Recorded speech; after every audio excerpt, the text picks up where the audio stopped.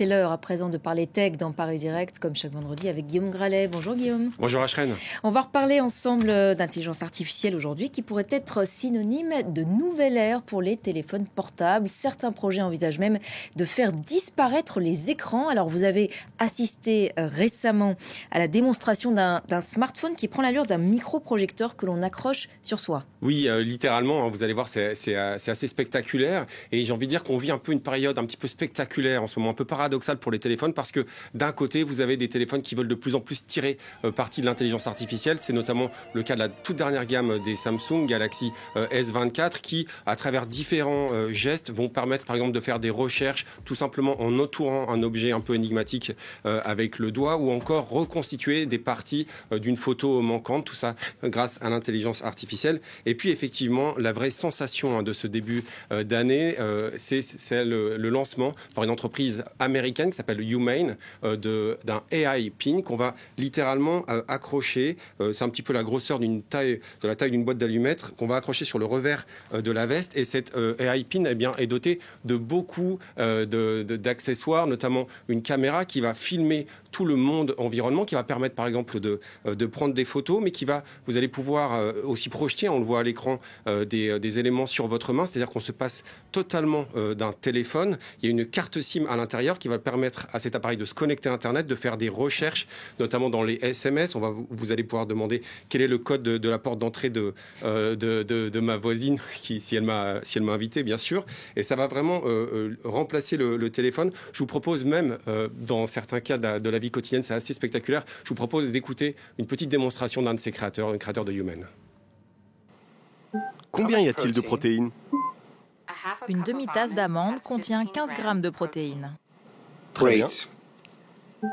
Je vais les manger. Bon appétit.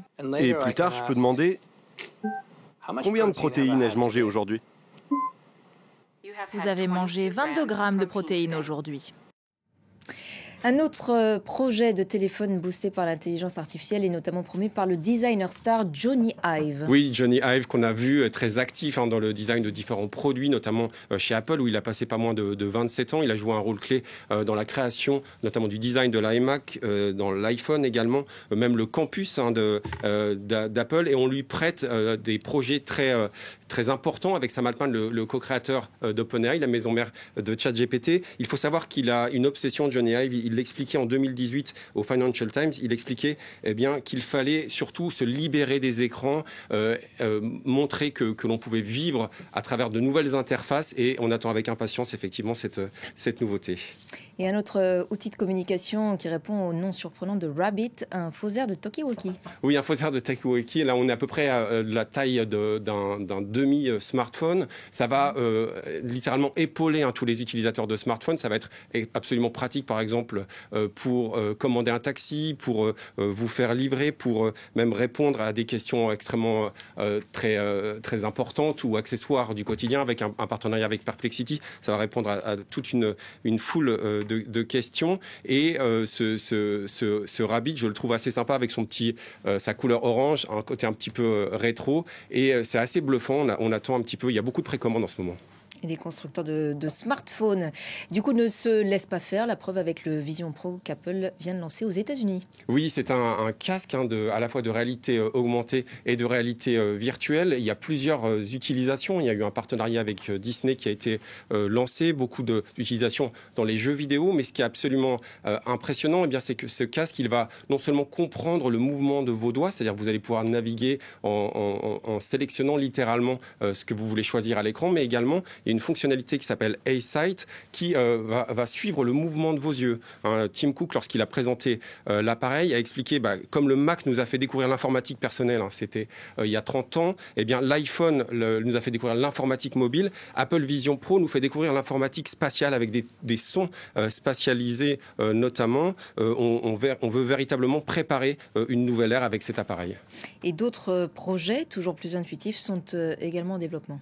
Oui, alors il y a un projet que l'on peut suivre en s'intéressant à la Purdue University aux États-Unis. Là, on va s'intéresser, vous savez, aux puces qui doivent comprendre notre pensée, les intentions de notre cerveau. Alors, ce que je trouve très intéressant par rapport au projet Neuralink dont on parle souvent d'Elon Musk, c'est une puce non invasive. Là, on la voit à l'écran.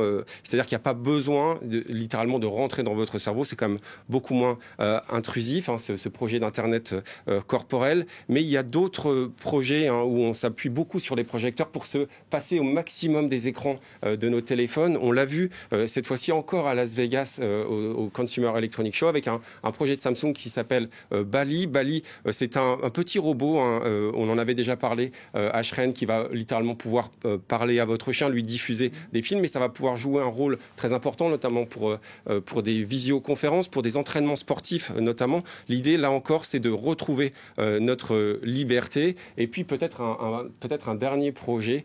Cette fois-ci, on va au Japon. J'avais vu ça à l'occasion du Seatech. C'est une petite boîte qui s'appelle la Gatebox. Et c'est à travers un hologramme, eh bien, vous allez parler avec un personnage virtuel, mais qui vous connaît extrêmement bien, qui va pouvoir, par exemple, vous donner votre horoscope, mais prendre de vos nouvelles et surtout de plus du tout avoir la sensation de vous sentir seul. C'est un petit peu inquiétant, mais c'est assez intéressant, notamment sur ces fameuses nouvelles interfaces qui doivent permettre d'avoir moins d'interactions avec les téléphones dont on est peut-être parfois un peu accro, avec notamment pas moins des notifications toutes les 6 secondes parfois. Et on aura l'occasion d'en reparler avec vous. Merci Guillaume pour cette chronique tech.